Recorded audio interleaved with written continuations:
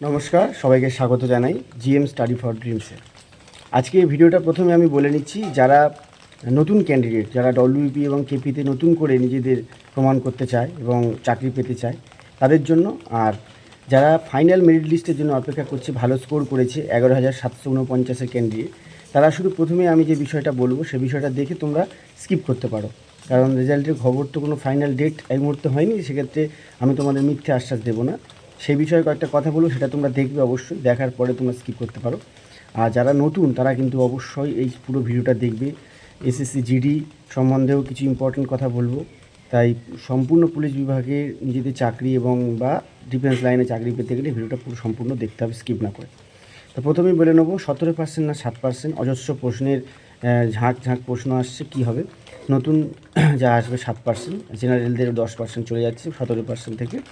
এইভাবে ডিভিশন হয়েছে অলরেডি। তোমাদের কাস্টের লিস্ট তৈরি হয়ে গেছে, খুব তাড়াতাড়ি রেজাল্ট এবারে একটা খবর বেরোচ্ছে চারিদিকে যে ফাইনাল মেরিট লিস্টটা ডিসেম্বর পর্যন্ত টেনে নিয়ে যাওয়া হবে, আর এখন আসবে না, এরকম খবর। কিন্তু আমার কাছে সেরকম কোনো খবর নেই। দেখো, আমি খুব একটা খবর এরকম যে আমার কাছে এই খবর আছে ওই খবর আছে এমন না। আমি যতদিন এই চ্যানেলে যা যা বলে এসেছি, ঠিক ভুল হয়েছে বেশিরভাগই ঠিক হয়, কিন্তু ওরকম গেস করবো না। আমি বলবো যে পুজোর আগেই তোমাদের জয়েনিং হবে। রেজাল্টটা আগে দরকার, জয়েনিংটা পরের কথা, রেজাল্টটা আগে দরকার। আমি সেপ্টেম্বর মাসের মধ্যে তোমাদের একটা ভালো খবর আসবে, এটুকুই বলে তোমরা প্রত্যেকে স্কিপ করতে পারো যারা নতুন রেজাল্ট অপেক্ষা করছে, এবং 17 বা 7% এইটাতে। আর যারা আর আরেকটা কথা বলে নিই, তোমাদের মেডিকেল এবারেই যে মেডিকেলটা টাফ করা হবে, সেই মেডিকেলেই কি তোমাদের পড়বে? তোমাদের আগের মেডিকেলের প্যাটার্নে হবে? সে ধরে রাখো, তোমাদের আগের মেডিকেলের প্যাটার্নে হবে, কিন্তু আলোচনা চলছে যাতে সব কিছু নতুনের সাথে যেটা নতুন রিক্রুটমেন্ট এবং যেটা পুরনো চলছে সেটা একই করা, যেটা চলছে। তো সেক্ষেত্রে টেনশনের কিচ্ছু নেই, রেজাল্ট আসবে তোমাদের। হ্যাঁ, অনেক প্রশ্ন আসছে, 5 বছর পরে রেজাল্ট আসবে, রেজাল্ট সরকার দেবেই না, সব ফালতু প্রতিশ্রুতি। আমাদেরকেও গালাগালি করছে অনেকে, কমেন্টে দেখছি।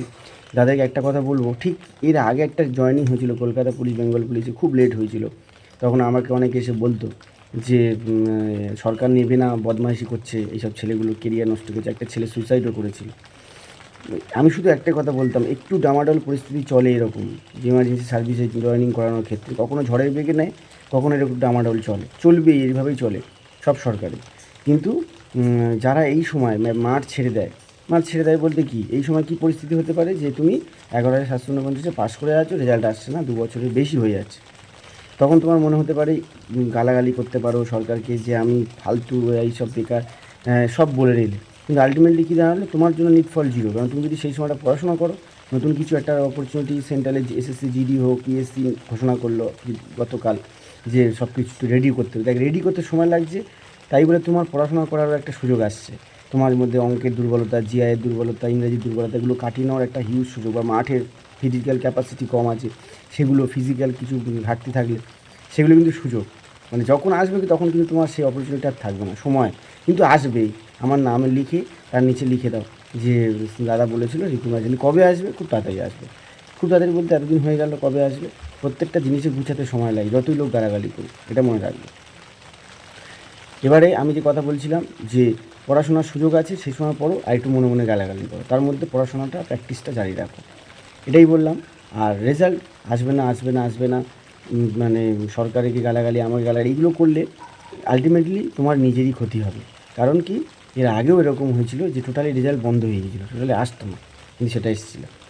তা সবাই চাকরি করছে, আমাদের সাথে ডিউটি করে, তাদের অনেক বন্ধুরা সুইসাইড করেছে, তারা এই পৃথিবীতে আর নেই, কেউ কেরালায় চলে গেছিলো, এরকমও হয়েছিল।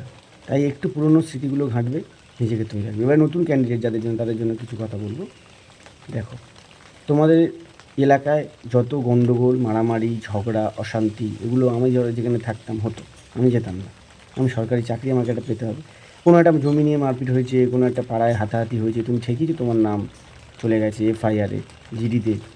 এখন এমন হতে পারে ভবিষ্যতে যে ফর্ম ফিল আপের সময় একটা পোর্টাল থাকবে, সেখানে তোমার জিডি বা এফআইআর থাকলে তোমার নামে, তোমার নাম কিছুতেই ফর্ম ফিল আপে অ্যাড করতে পারবে না, মানে তার মানে তুমি ফর্ম ফিল আপ করতে পারবে না, এরকমও হবে।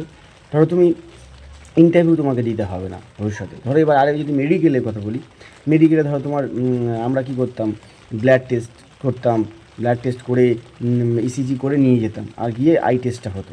এখন ECG, X ray, flat foot, hernia, সমস্ত অপারেশন সেন্টারের মতো কিছু কিছু এটা সাজিয়ে একটা পুরো নট সেম অ্যাজ সেন্ট্রাল মেডিকেলের মতো সেম হবে না, কিন্তু অনেকটা কড়াকড়ি হবে ভবিষ্যৎ, মানে আপকামিং রিক্রুটমেন্টের জন্য। তাই হাতে ট্যাটু চলবে না, কোনো রকম এফআইআর ধারায় চলবে না, একদমই। এইসবগুলো মাথায় রেখে এখন থেকে তৈরি হও, সতর্ক থাকো। পড়াশোনার প্রশ্ন কেমন মান চেঞ্জ হবে সেটা বলে দিই। প্রশ্নর মান যেহেতু একটাই পরীক্ষা থাকবে, আর যখন মাঠ করছো, যারা একটু অল্প বয়স মাঠ যারা করছো, মাঠে ধরো তুমি 6.5 মিনিট তুমি ঢুকলে, 6 মিনিটে 6 মিনিটে ঢুকে গেলে, বা তুমি 5:45 মাঠটা করলে, তোমার সেইভাবে 15 নাম্বারের মধ্যে বা 10 একটা নাম্বার থাকবে, সেই নাম্বারে তোমার পয়েন্ট পাবে। আর লেখা পরীক্ষা, আর ওইটার উপরে তোমাদের মেরিট হবে। ইন্টারভিউ হয়তো নাও থাকতে পারে। এটা আমার কথা, মানে আমি বলছি অনুমান, এবং এটাও সত্যি ধরে নাও যে ইন্টারভিউ নাও থাকতে পারে, যেহেতু সেন্ট্রাল নতুন সরকার এসেছে সেই অনুযায়ী। তো এটা ধরে রাখো, সেইভাবে চলতে হবে। তাই একটা পরীক্ষার সময় স্ট্যান্ডার্ডই মেনটেন হবে। কীরকম স্ট্যান্ডার্ড মেনটেনিটি হবে? তাহলে নতুন ছেলে, তোমরা পড়াশোনা করছো, নতুন অল্প বয়স, নতুন এই লাইনে এসছো, আমার চ্যানেল দেখো বা অন্য চ্যানেল দেখো, তাহলে কীভাবে পড়াশোনার এটা করতে হবে? পড়াশোনার এটা করতে হবে কি, সেন্ট্রালে যে সমস্ত পরীক্ষাগুলো হয়, এসএসসি জিডি, এসএসসি, রেলওয়ে বা পুলিশ রিলেটেড যে সিপিও পর এক্সামগুলো হয়, সেগুলোর সেটগুলো প্রিভিয়াস 10 ইয়ার্স এগুলো দেখবে। এর সাথে সাথে রাজ্য সরকারের পরীক্ষা ডব্লিউবি, কেপি, এক্সাইজ এগুলোও দেখবে। দুটো কম্বিনেশন করে প্রশ্ন হবে, সেন্ট্রালকে ফলো করেও সেন্ট্রাল প্যাটার্নেও প্রশ্ন হবে। প্রশ্নের মান সেরকম হবে, জিআই, জিকে এগুলো। আগে যেরকম রাজ্য সরকারকে পিএসসি আর ডব্লিউবিসিএসকে ফলো করে হতো, সেরকম নয়, এখন ওটাকেও ফলো করা হবে। এইভাবে প্রস্তুতি নিতে হবে। তাই আদেশ আগারওয়ালটাও করতে হবে, যাদবের বইটাও দেখতে হবে। এর সাথে সাথে সুবীর দাস দিয়ে স্টার্ট করছে, এবং সেন্ট্রালে কোনো হিন্দি চ্যানেল থেকে কিছু ডিফেন্সের যে অঙ্কগুলো করায় সেগুলো আর প্রিভিয়াস ইয়ারগুলো দেখতে হবে, তাহলে তৈরি ভালো হতে পারে। এবার মাঠের কথা বলবো। অনেকে কী করে, যে নতুন যারা ক্যান্ডিডেট, যারা 11,749 নিয়ে প্রচুর ঝড় আন্দোলন চলছে, তোমরা তো তার মধ্যে নেই। তোমরা তো নতুন পরীক্ষা দেবে, বা আগে এই পরীক্ষাটাতে নাম্বার পাওনি, ফেল করছো। তোমরা কেন তাহলে এই চ্যানেলগুলো দেখা বন্ধ করে আর চুপচাপ আছো? তোমরা অবশ্যই আমার কথাগুলো দেখো, শোনো, যে কী কাজে তোমাদের চাকরি পাবে। তোমরা, ওরা তো পেয়ে গেল, তোমরা কীভাবে পাবে? ওরা আজ নয় কাল জয়েন করে তখন চুপচাপ হয়ে যাবে, এত তোর কিচ্ছু থাকবে না, সরকার ঘরে ঠিক ঢুকে যাবে। কিন্তু তোমরা কী করবে?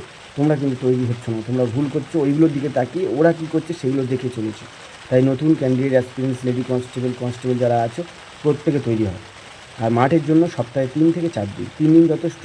এই জন্য সকালে একটু ফিজিক্যাল করলাম, একটু কার্ডিও মানে ঘাম ঝুড়িয়ে নিলাম, স্কিপিং, বর্ষাকালে স্কিপিং বেস্ট। মাঠের জল, রাস্তায় ছুটলে পায়ে ব্যথা করে, স্কিপিং করো, একটু প্র্যাকটিস করো, নিজেকে তৈরি করো, ঠিক আছে?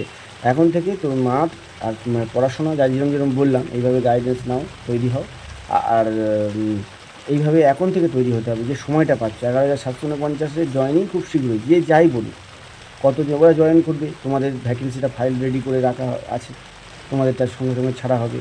এসআই, কলকাতা পুলিশ, বেঙ্গল পুলিশের এসআই রেজাল্ট আসবে, সব আসবে পরপর। তোমাদের তৈরি হতে বলছি, যারা নতুন ক্যান্ডিডেট। কেন তোমরা এরকমভাবে সময় নষ্ট করছো? তো ভালো থেকো। ডিএম স্টাডি ফর ড্রিমস যদি আরও কিছু জানার ইচ্ছা হয় কমেন্ট বক্সে জানো, চ্যানেলটি সাবস্ক্রাইব করে